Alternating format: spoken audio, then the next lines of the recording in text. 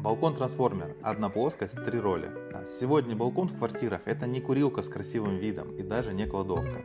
Делаем несколько электроточек, узкий откидной столик, шкаф до потолка и пару мягких кресел. Днем получаем удобное место для работы с ноутбука, вечером можно попить чай либо кофе, а по субботам можно выпить винца и покурить кальян. Всего 1 квадратный метр решает целых 3 задачи. Вот это и есть продуманный ремонт.